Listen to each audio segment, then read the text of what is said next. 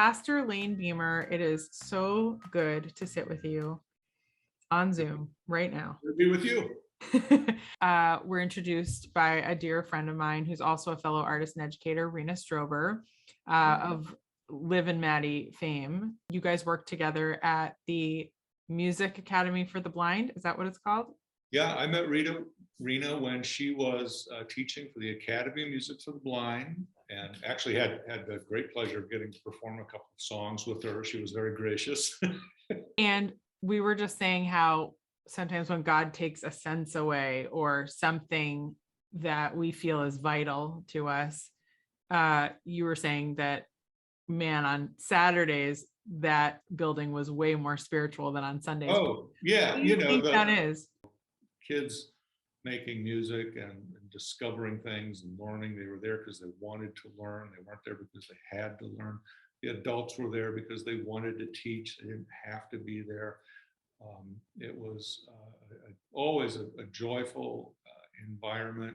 The building came alive in a way that it just didn't on Sunday morning, because there were more people, more rooms being used. And I will say, though, what the mistake that a lot of churches can make on Sunday morning is we sort of fit into our grooves, and we do what we always do, and it can be kind of hard for the Spirit to break forth when we're in those deep grooves of doing what we do. Well, we're definitely going to get more into that on See One Beautiful Soul. Let's start with you. How did you find yourself in the clergy? Is this a family business, or is this something you stumbled upon? I'm someone who, I grew up in a church. I grew up in a Lutheran church, ELCA, which is the Evangelical Lutheran Church of America, in a little farm town in Ohio. We were, church folks going back, but it's that little brick country church, if you think of. And as a young man, I can say that I heard a call to ministry, and that was confirmed by people in the church, and a pastor who said, I really think you should consider going to seminary and becoming a minister. And that resonated with me. But I also heard a call to theater, and theater was a lot more fun. And so I chose to study theater. And I can look back and say that was really a good move, because I would have been a horrible young minister. And it's That's good. a great screenplay right there. The horrible young minister. Horrible young minister. And so it's good that I went and made a bunch of my mistakes as an actor and learned some things about myself, and then was able to come back as an older person, as a second career, to ministry. Found my way back into a different faith community, to the Disciples of Christ, which is the denomination that I'm in now. And as I was plugging back in to church life, had some wonderful mentoring, including the senior minister who, one day said to me, "Hey, I think you've got a sermon in you. Let me know.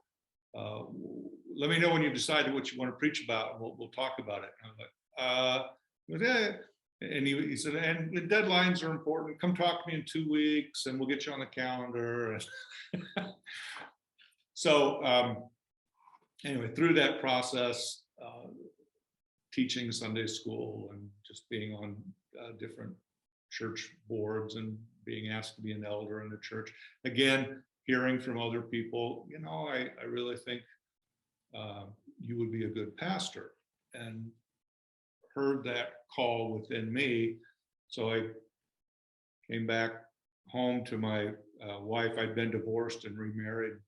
Honey, I'm thinking about going to seminary. And she said, "Oh, I always knew I'd be married to a pastor." "You married an ex-actor handyman?" She goes, "Yeah, I don't know. I always knew I was going to be married to a pastor." So I think she admitted, in a lot of ways, she was the least surprised of anybody.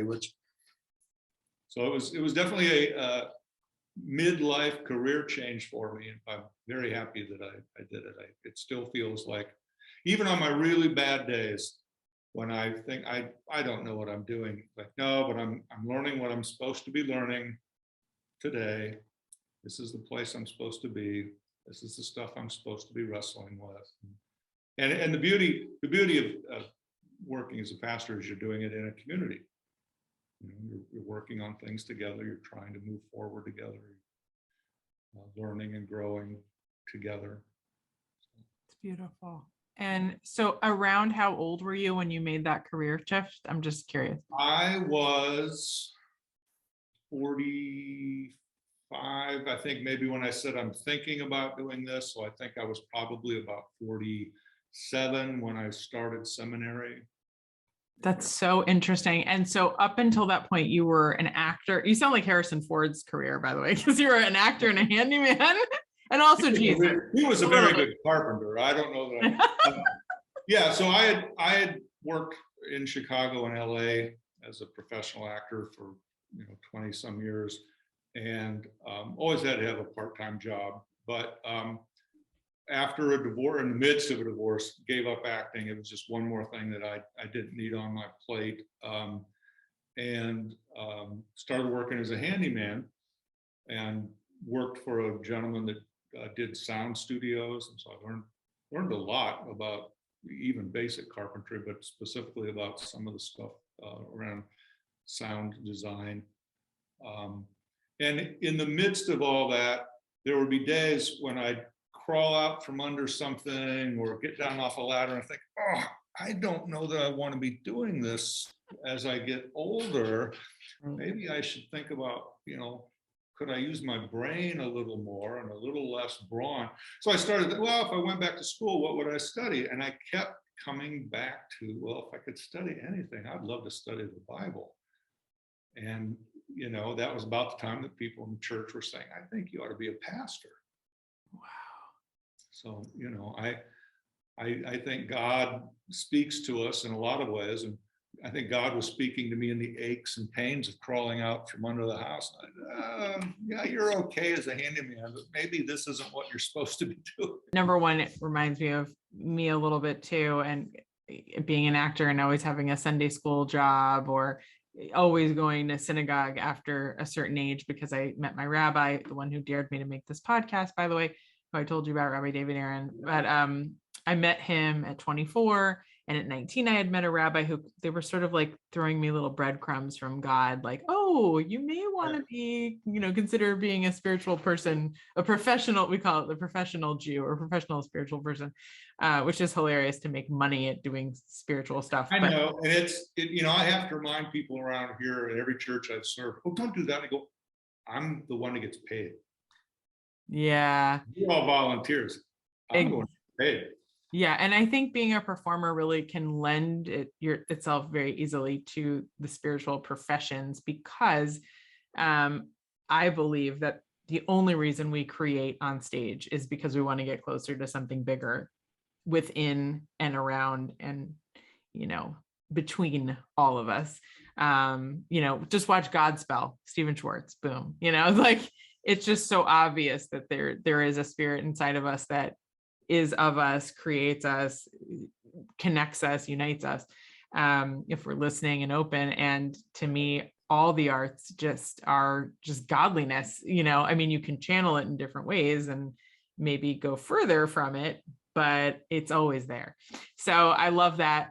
I also was just thinking, we have this sort of unwritten but known rule in Kabbalah, for instance, like my rabbi is a Kabbalist as well, that you can't really start to study them. You could study the mystical. I study it all the time, but it is sort of looked at that you may not call yourself a makubal, someone who receives the mystical, until you actually reach age 40 and you've studied the Bible through and through.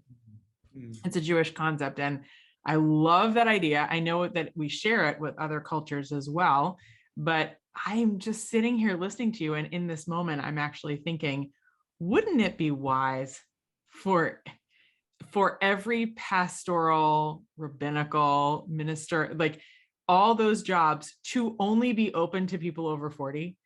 Because you know, I'm saying I have met wonderful people who are very Yeah. enlightened at 20 and 25, and I don't think Jesus was 40, but like Rabbi Akiva was 40 when he started studying and wasn't a rabbi yet. And there are Avraham was like way old when he became a father, you know, and I just think like we put so much pressure on being under 40, right, to like be super successful. But I think when it comes to spiritual stuff, I just want to talk to somebody from the deepest parts of my heart who's been around and kind of has lived a little bit, but that's just my own. Well, I think the truth that you're speaking there is that there are benefits of age, and part of it, you know, is being around and experience. With that being said, though, there are old souls, and there are great benefits to young, because hey, I may be an energetic 63, but I'm 63. Right. So, you know, the difference of, like I say, I would have been a horrible young minister. That being said, boy, there would have been a lot I could have accomplished as a young minister that are very hard for me to accomplish now, just on that pure energy available to me, on, you know, that I would pour into my theater productions, for example, right? That Sure. I can stay up 3 days in a row if, you know, we have a deadline. I can't stay up 3 days in a row anymore. But the truth in that, I think, is that there are some things that can only come to us on the other side of experience. And that's true for me. I am a much more empathetic pastor than I ever could have been as a young man. I had to go through some stuff. I had to prove my own limitations, had to stumble and fall. And so when I come now and talk to somebody at various stages of their life, I can be so much more empathetic looking back, and can often say, when someone's sort of at a place and they're beating themselves up, I can go, oh, I got that beat. Let me tell you, let me tell you about some places I've gotten myself into. Let me tell you, you know. Yep. And that it really is a great resource. And so there, if we go back to that notion of when something is taken away, something is given, there's different ways that's been put. When a door closes, a window opens.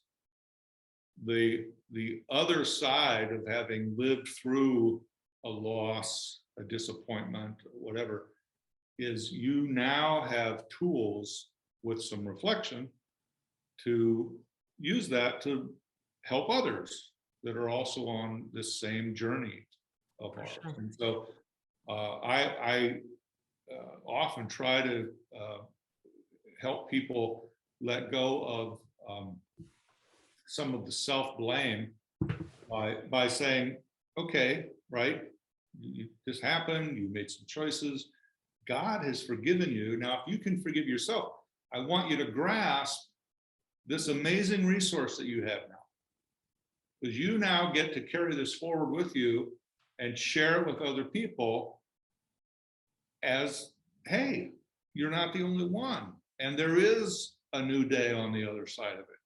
Yeah.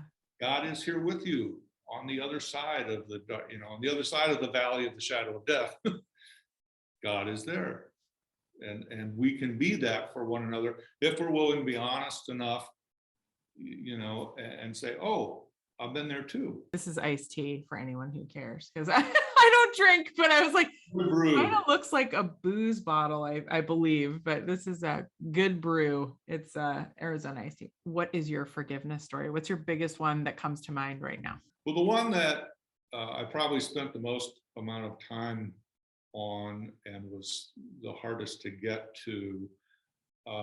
I was sexually molested as a young man. Disclaimer, warning, you know, by a Sunday school teacher. And in a lot of ways, it was sort of, you know, classic predator grooming, et cetera. You'd look back on it and say, oh, why didn't people see this? But again, it was a little town, you know, in a little church, in a little town in Ohio. And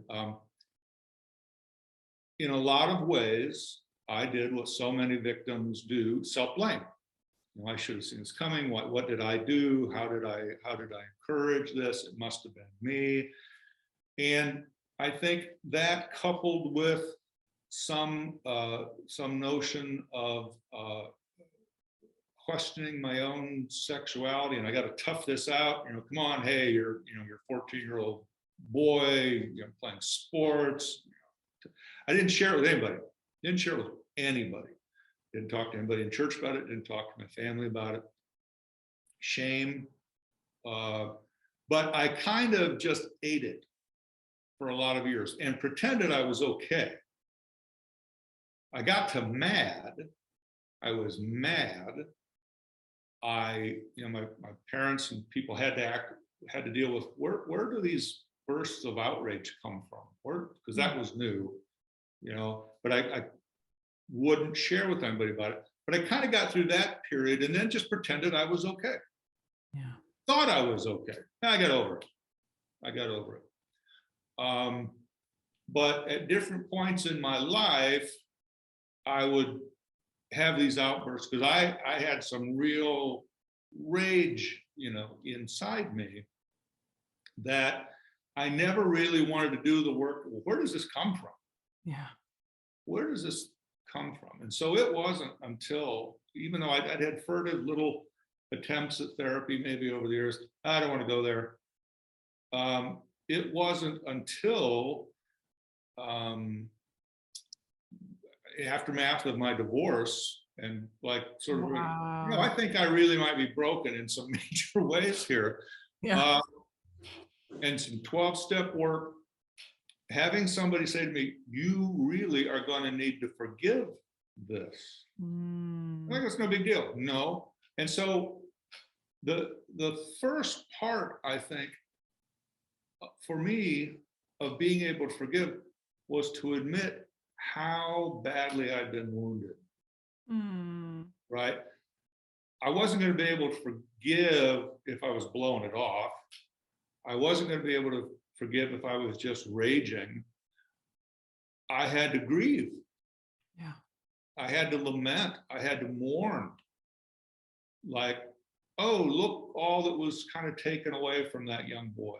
Right? Look that, and so, that there are different people who talk about your inner child, and that was definitely part of my process, was getting in touch with that young boy and being there for him as adult me. Yeah. Right. But a big part was just admitting I was really hurt. Then the therapist that I was working with at the time, I said, well, he's dead. There's no, forgive him, okay, I'll forgive him. So no, I want you to write a letter. Wow. I want you to go to his gravesite. I want you to read the letter at the gravesite. And part of the reading, I want you to say what happened. I want you to say, hey, this happened, and this is how it affected me. And also, though, that therapist helped me be empathetic to,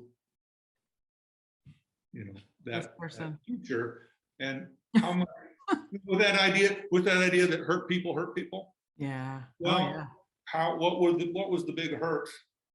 Even if I have to imagine it, or it was okay, all right. But to say that, and to say what I'm forgiving at great cost. It really cost me something, and that's something I think that I try to, when people are wrestling with forgiveness,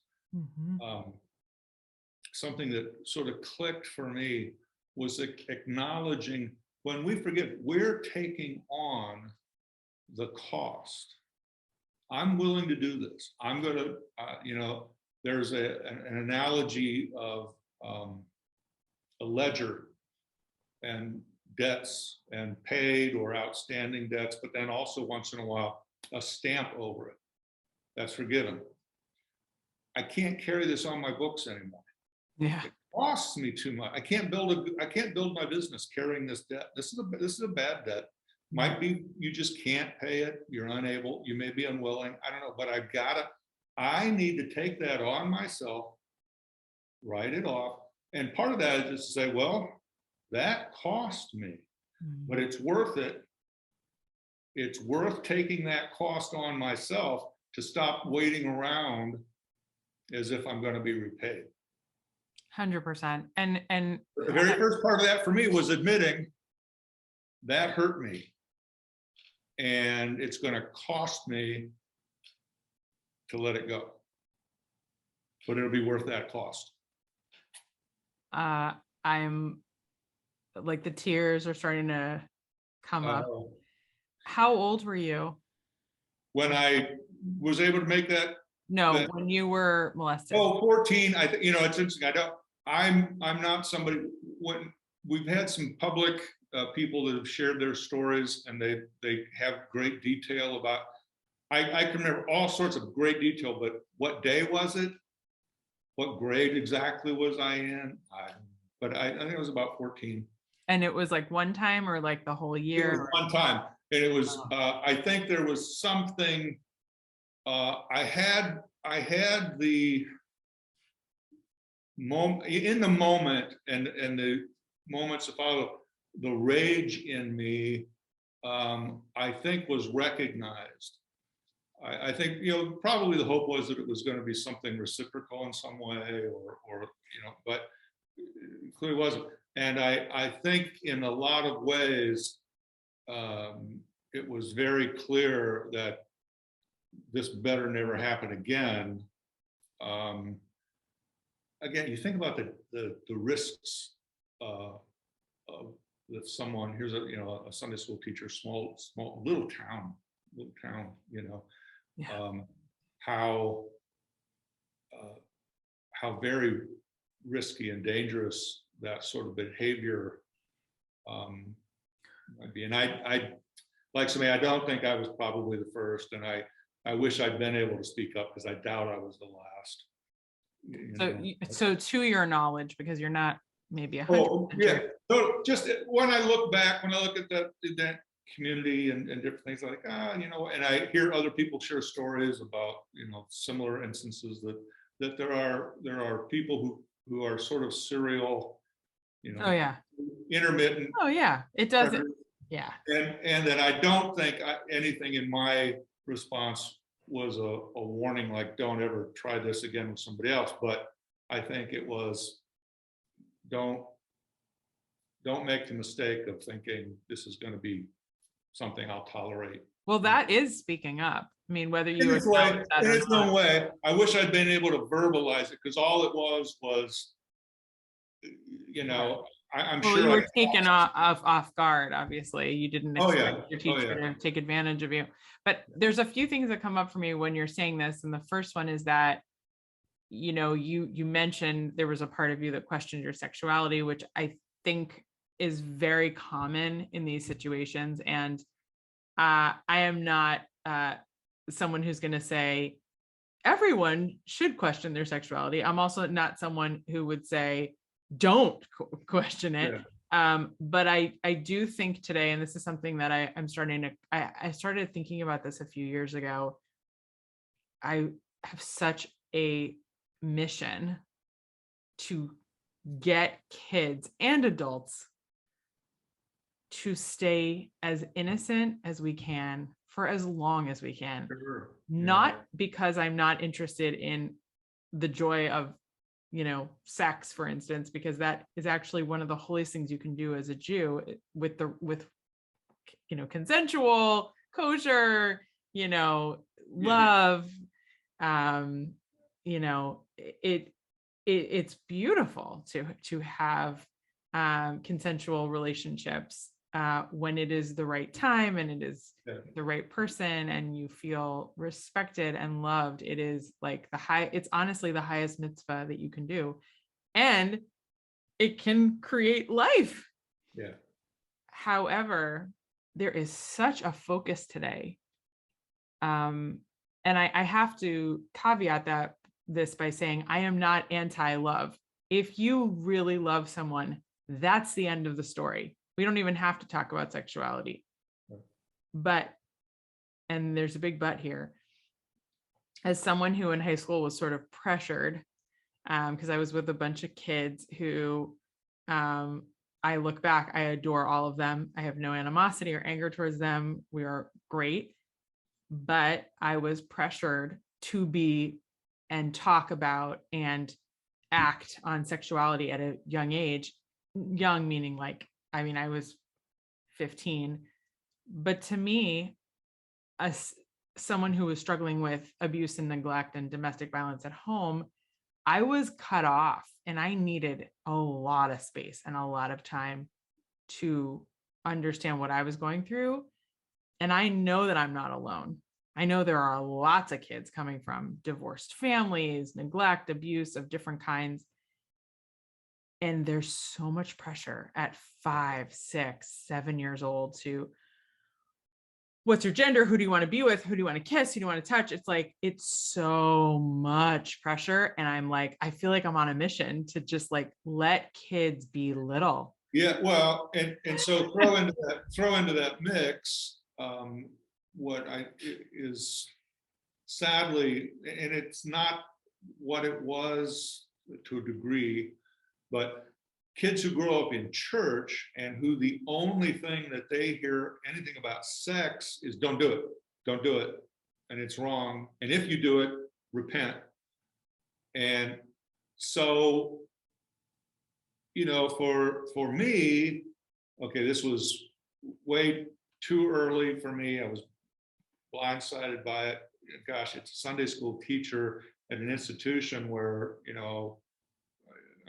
all that I'm hearing about sex is it's wrong. And so and do I take this back to the institution, right, to talk about it, to help me process it? I think we do leave kids sort of isolated. It's like, well, we're not comfortable talking about it still as a society, period. So many families aren't comfortable talking about it. Church communities aren't comfortable talking about it. And then so when something happens that certainly is abuse, there's so much shame. Yeah. The ripeness for shame and isolation and just bury it, right? I mean, that was certainly true for me, that in the midst of everything else, it's like, well, I'm not going to go talk to the pastor about this. Right. I'm never going to bring this up in Sunday school, in youth group, and I don't know that I would have if it had happened with somebody that was not connected to the church, but right. And then it becomes a vicious cycle because a lot of pressure. It's a ridiculous amount of pressure, and it's sad. But I think any number of religious institutions in the Christian church has a lot to do with that idea of shaming. Sure. And starting to shame kids before they're even ready to, what are you talking about? I don't even know what you're talking about, really. Right. You're talking about lust. I don't know what you're talking about. I haven't experienced that yet, but planting the seeds that, well, if that happens, be careful because it's sinful. Right. So we're like actually talking about two sides of the same coin, which is shame for like not knowing who you want to be and what you are. And then also shame for even talking about it. And we're trying to avoid the shaming. So let's get it all out. And it's like, I used to berate myself for not really knowing what I was, in terms of like who I was attracted to, because I really just, I was kind of cut off from men and women because I was like, I had like my LGBT friends who were like, it's totally great if you want to do this. And I'm like, okay. And then on the other side, it was like, my parents I never saw them kiss. I saw them kiss once in my life and it was like gross for me. And I just made a kiss on the cheek because they were always yelling at each other. So I actually had so much anxiety around male and female relationships. And then when I started to learn about divine feminine, divine masculine, regardless of, I have to caveat this because I know their ears are going to be like, but I identify as this, even though I'm in this body. And I just mean there is an idea of divine feminine, divine masculine in all of us. and it's beautiful. And I believe that we can talk about love and we can talk about sexuality in the right time with children in a beautiful way and not shame them.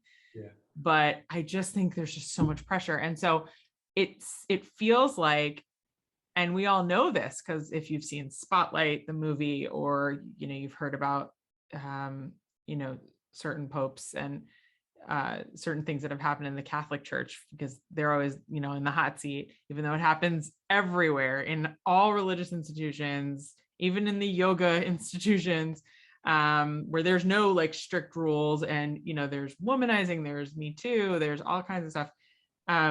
I feel like the shame sort of feeds this kind of relationship where there's someone in power or stature holding over a child and violating them, and in a vulnerable way. So I wonder if you could speak, and I didn't know we were going to speak about this today, but if you wouldn't mind, and if it puts you on the spot, you don't have to share, but you can tell we really rehearse this, guys. I don't rehearse anything. I just like to speak from the heart, and hopefully it penetrates your heart and vice versa. But what would you say to somebody who could so easily come to want to learn about Christianity and immediately go, oh, they abuse children, so I'm not interested? Well, I think one thing is acknowledge that it happens, it has happened, and to say, as it does, sadly, throughout the world. And as you mentioned, we don't hold the corner of the market on that, but to then acknowledge, and here's a lot of the problems that particularly can cause this to happen in the Christian church. I think a wrong and deep-seated sense that sex is the number one thing that God is concerned about, and that's a puritanical, now sort of more evangelical, if you will, take. But it's certainly been within the church. You can find it, you can take it back to Paul if you want to. This idea that God is particularly concerned about sex, and particularly concerned about how we use our bodies, and particularly concerned about anything that happens outside of a wedding bed, or I don't think you have to read the Bible and come up with that conclusion, but you can find a scripture that will take you there if you choose to. And then you add to it, again, I'll say it's unfortunate, a Catholic Church understanding that to be closest to God, to be closest to Jesus, you have to be celibate. You have to, well, I think right away you're setting up people to fail. You're asking people to quell, Not be human. very innate, natural, God-given, desires and impetuses within us. And so then you add to that power, and that if someone were to find out that you've made a mistake, now you're going to lose power. The institution is going. So we are going to control that. We're going to do damage control. There's where I think now the institution compounds its sin of shaming. Well, now we're going to do damage control, and we're going to deny. And so that when those victims come forward and say, hey, I've been hurt, we're not going to do all that we can, which would be just go, hey, it happened. And we can talk about it, right? So my hope as we go forward as church, as religious people, as community, because we're playing this out in society, right? It's power, and it's don't let people know that you have feet of clay. And if I were to be honest, I would pay a price for it versus coming forward and being rewarded for honesty and being rewarded for, what, I've done the work of self-reflection, and I want to share my story. And, we are still punishing people in all sorts of ways by taking things away from them. So we keep quiet. I wouldn't come forward, it would be career suicide, right? Whether you're a victim or maybe, an abuser. So if we could get to a place where people are rewarded for, given, hey, thank you for coming forward, right? I think in some cases it's appropriate to say thank you for coming forward, and it's probably not good that you serve in the position you're in right now, because everybody needs to process this, but we don't need to think of it so much as punitive, and it doesn't need to be forever a sentence. I'm a big believer in what therapy can do, and that we can come out on the other side of therapy. Hey, guess what? I'm better prepared to be in a place of leadership than I was before, having come forward and been honest about my path and received the benefit of some counseling. But we don't do that right now. It's like, it's over. It's over for you. If we're even willing and able to talk about it, it's got to be, okay, it happened, but we've punished the person. There's no way they're ever going to be part of this institution ever again. Right. They're bad. They're bad. Okay, yeah. They're bad. And we've in some way made some sort of restitution to the victim. We're done with that. Yeah. I think we haven't gone back to that. Yeah, but we're still doing the shaming, and it's all still about shaming and blaming and power, right. And not enough reflection on the institutions, like, oh, what was our part in this? Right. But yes, this is maybe in some level a basic human struggle, but what have we done as institutions to set the table for some of these abuses? Yeah, I mean, I have to agree, and this is not like, let's shame Catholicism right now. No, or like Protestant church, and the Boy Scouts have nothing to do with Protestantism, and fundamental Christian churches are starting to deal with this, right? You see ministries crumble. Oh yeah, yeah. So it's not the Catholic Church, because of its size, and I think because of the hierarchical nature of it, was able to do some of the damage control for a lot longer. And yet not really damage control at all, because it only added to the cycle of violence. Yeah. I mean, no. Right. I guarantee that there are lots of altar boys who were abused that continued the cycle of violence because that's all they knew, or that's how they could deal with it, or who knows. I mean, I'm speculating, but I also have to say that first of all, I hear what you're saying by, if there was a commandment, and this is something that's always fascinated me about Christianity. I mean, I could talk for hours about the differences between and the similarities between Christianity and Judaism, but if we had like the first book, let's say, and you guys have like the New Testament, as well as you call it the Old Testament, I call it the Torah, Right. That also includes the verbal laws given at Mount Sinai to Moses, which has 613 commandments in it, and there's so many that have to do with appropriate behavior in terms of like ethical behavior around sexuality, around just how we interact as human beings, and being kind and things like that. And it always boggled my mind that sex was considered like a sin when, number one, you have to have it in order to procreate humanity, but also because it's such a high level of pleasure if it's done with love and respect and care and no harm and all that stuff. So yeah, I agree with you with that. We're definitely setting the table there. And the second thing is, hearing that there are TED Talks right now, for the last several years actually, on how pedophilia eventually should just be like, okay, it's just something people do. I am not for that.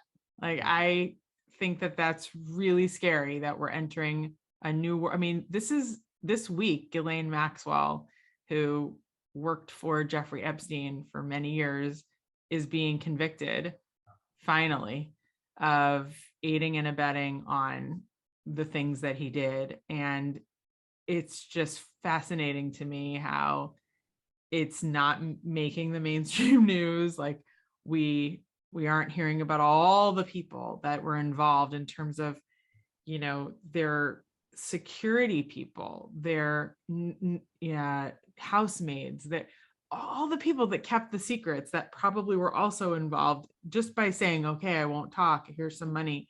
I mean, I believe all these people are at fault for, as you say, the Catholic Church did, damage control. Because how did they wake up in the morning knowing that they were part of this?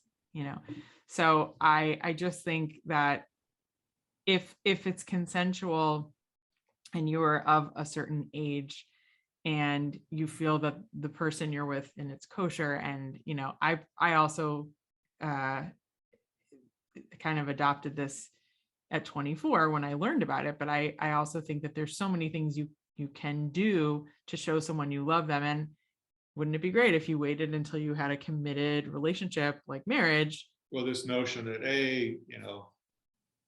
pedophilia, they're on a, if you could take religion out of it and just talk about ethics, if you could just talk about the imbalance of power. You go to any number of cultures and any number of times, and the idea that a 14-year-old might be sexually active wouldn't be bad or abnormal, right? So it's not just like a chronological thing or even a biological thing, but the place in society. Our society right now, there's no way that a 14, 15, 16-year-old person is not going to be at an imbalance of power.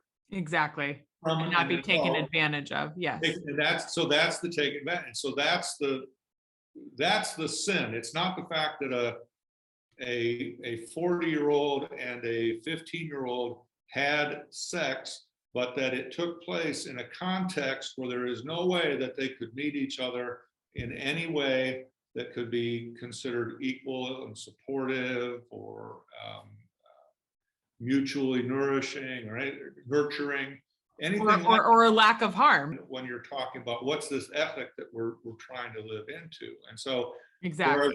Whereas I'm someone who says, hey, look, I think it's potentially harmful to just say no until you're married, because you can end up with people getting married so they can have sex. Oh, 100%. I know that one very well too. Yep. We have that in the Jewish community too. But it comes from a place of society saying, look, if you're married, we can hold you accountable to one another in a way that we can't if you engage in sex before you're married. And we're worried about kids that might result. And right, so I can unpack and understand how you get to a place where say, look, we're going to say that it's sinful to engage in sex outside of marriage because we're trying to control the possible damage. But we've come so far since so many of these codes were written in terms of the possibility for sexual expression that can be mutually beneficial, mutually nurturing, and whatever. But I don't think we're at a place where it still can be even less so now, I think, in 2020 compared to some eras past, where a young person might enter into a relationship with an older person. Right. This works for me. Works for us both. Right. We're not in that world where you can say, no, that young person is giving consent. Right. Yeah, no. I just don't, I carry my own past with me as I form that opinion, but. And maybe that's part of why God chose you to have that, because I believe everything that happens to us is for us. And maybe you can be a stand for 14-year-olds or any age that doesn't feel harmful. To be able to discover things on our own, at our own time, at our own pace, not Yeah. when you're, but we do that way too much in all sorts of areas. Well, you're 16, now Oh you're, yeah, exactly. you're 18, now you're able to whatever. Yeah, I agree with you. I am so intrigued by this, and I think our listeners are going to be blown away by how level-headed and kind and mature and wise you are. Oh, I wait, want- let me call my wife, please, and have her. I will. I'm just so. And my ex-wife, they'd both be Ugh. fascinated to hear about this mature person you're talking to. Well, what's interesting about you is that I am pretty good most of the time at like sensing people's energy.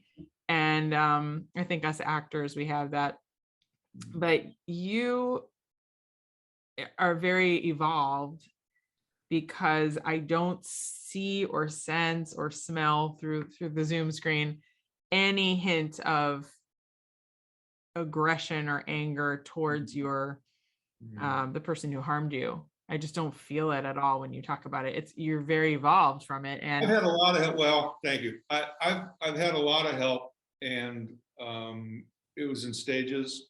Was the graveside, that was a powerful ritual, if you will, for me. But have worked with some other people in different ways, including a very powerful healing. Do you know the ayahuasca? yeah. Indigenous went with he specifically went to his retreat in Peru. I heard him speak here in the States, and he'd offered. He said, "Well, you can come to one of my retreats here in the States." I know I want to come to your retreat in Peru. I want to be in the jungle. I want to do it there. A 3-night over a 5-night period healing retreat. Very, very powerful. Linking the sides of my brain, the conscious and the subconscious in ways very beneficial,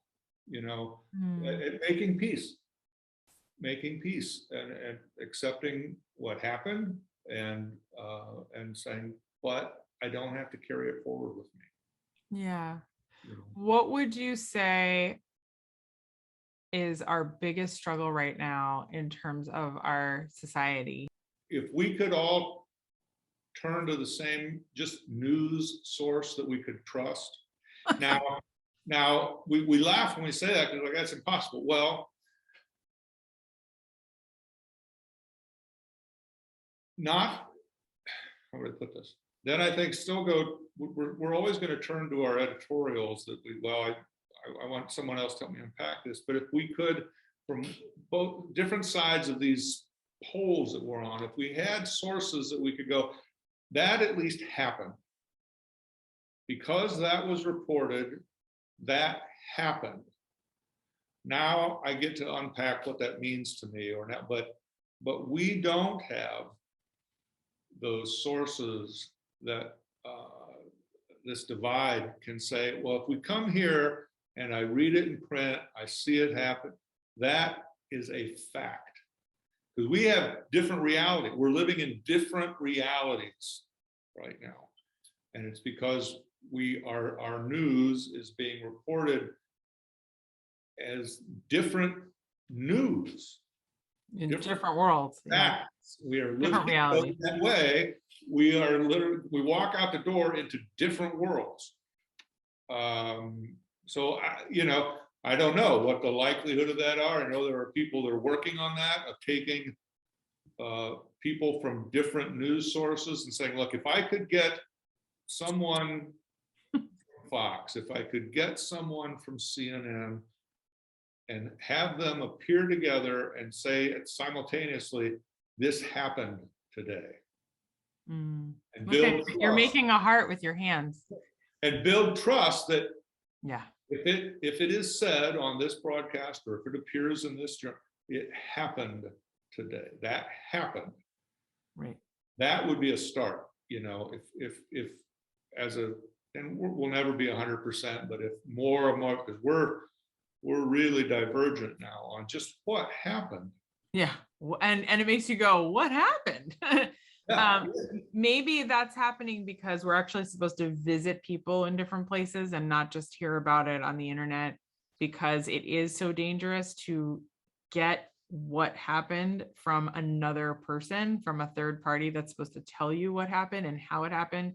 I remember living in Israel during the Intifada, and I have a crazy story of how I got there. I wound up going during, like right before 9/11, and I had been working in the World Trade Center, and it's a total miracle. God literally took me from New York and dropped me in a war zone in Jerusalem, and I wound up studying Torah and becoming more religious then, whatever that means. But at the time, it was terrifying to be there every day.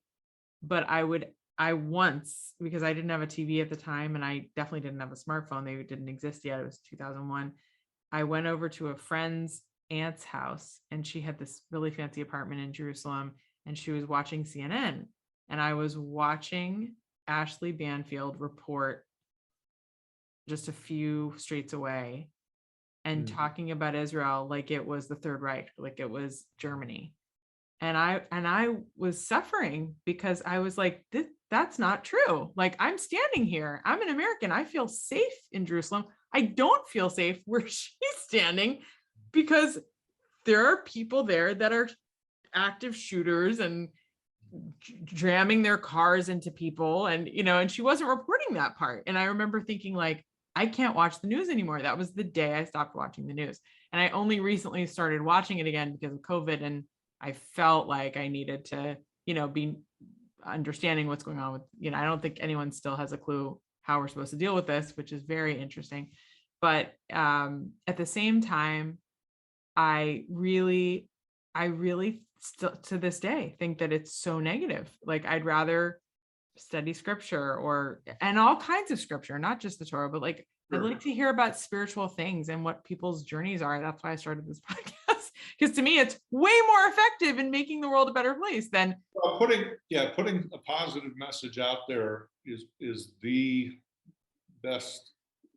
Instead of being against something, what are you for? That's really the only thing that's going to change hearts. So good for you for doing that.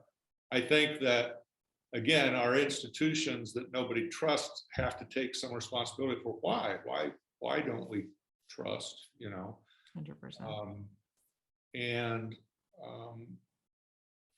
So in terms of how we get out of this, I really do think we're going to have to, so this is a case of the pastor is now listening to himself preach and saying, boy, do I need to hear this, and boy, do I need more practice on this. But we have to hang in there longer with people we disagree with. It's just too easy, and I'll click my unfriend button as quick as anybody. I don't want to deal with that. I'm just gonna versus doing the work of staying in there and with something that is really uncomfortable and disagree with, and trying to, not that we always have to get to a place of, oh, okay, I understand you, and kumbaya, but demonstrating the willingness to stay in there on the other side of the disagreement. And I think if you do that enough, then people might be more willing then to listen to you and your why, and stay in there in the disagreement, and to discover, you're not the Antichrist. You're not, you're not Hitler. And I think some of us have this in our own families of like, well, wait a minute, you're my brother, I love you, but I so disagree with you. And that's more upsetting to me than anything else. If you were a stranger, it wouldn't be, But we stay in the relationship because you're still my brother. Well, if we could have that commitment to one another in society, I still need to stay in relationship with you. We are all in this together. I know I need to practice that more. I need to listen more than I talk. I need to, not feel like, well, there, I put my little meme out there and that's it. That's it. I saved the world today. I shared this really witty little, it summed it up perfectly, and I'm going to share it now. No one else needs to say anything about it, because that's That's amazing.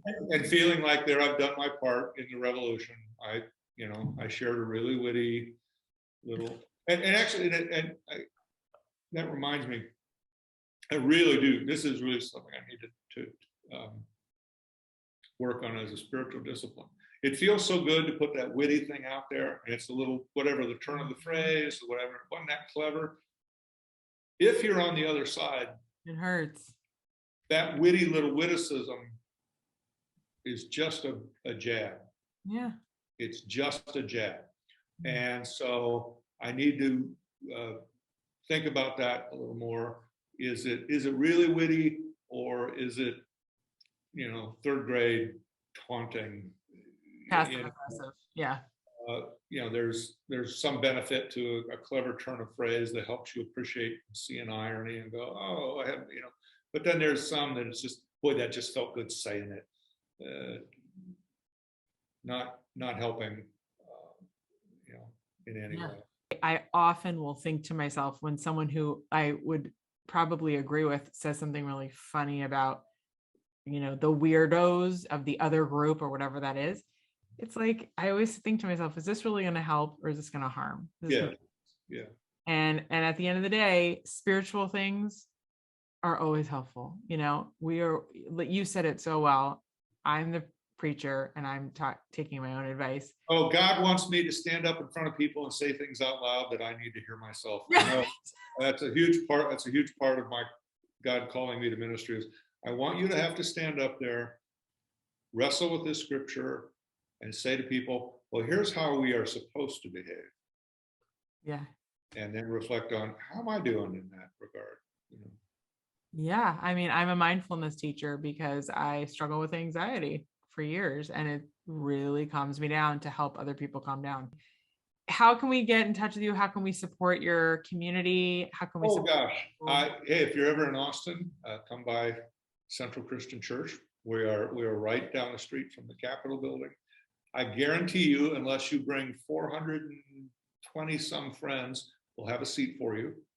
We're a small group of folks in a big old sanctuary. Come by, say hi to me. Really, I think supporting, I talk about, I want to do damage control for Christ. I think there's an image of Christianity out in the world that I don't think is the best reflection of, the carpenter from Nazareth. So if and when you see someone that you think, oh, I think you're walking the walk pretty well, let them know, hey, whether, and that's whether you're a Christian. I think the best thing I can do as a Christian is to help somebody live into their faith. I think that's what Jesus would do, right? I really do. As opposed to get them all to be Christian. I think the best way I could have someone think, wow, I wonder if I should be a Christian, is to have that see in me, well, that person helped me be a better Sufi. I wonder if maybe I want to be a Christian, right? Yeah. And I wouldn't demand that you give up being a Sufi to be a Christian. That's me.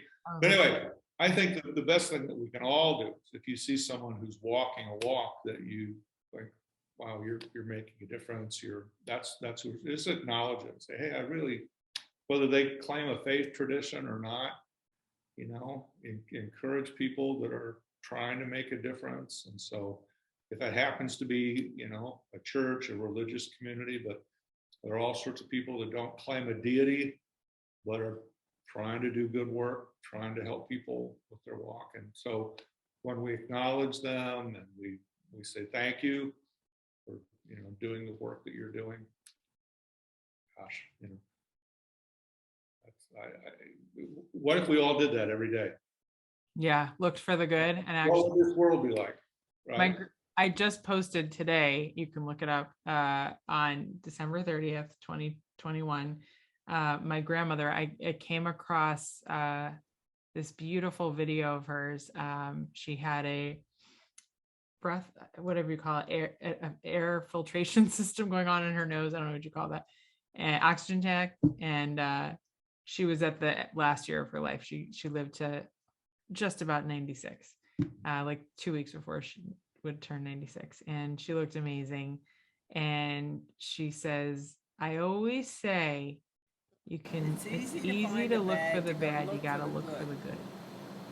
And my teacher, David Sachs, who's also been on the podcast, he's also a producer and a writer in Hollywood, one of the most humble people I've ever met, Glanera, and he's just so learned in Judaism and spiritual texts.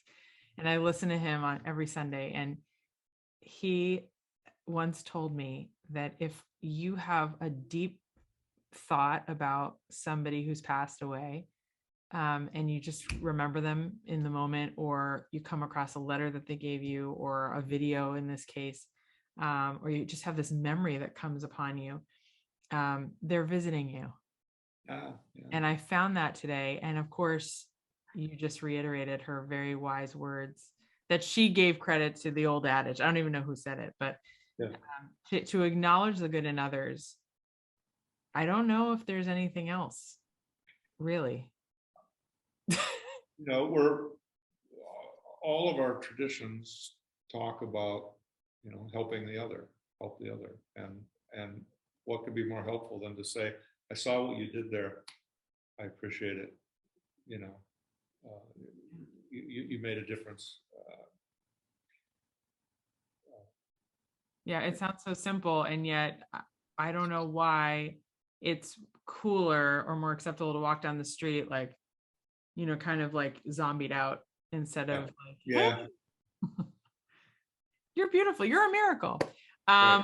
God bless you. Thank you so much for being here. Thank you. This is the beginning of many conversations, because I feel like we're friends now, and I just want to acknowledge your greatness and oh, thank you. Well, I know this in a very real way, it's a pat Christian thing, but it's true. It's like, it's what God's been able to do. It's because it ain't me. I got news for you. It ain't me.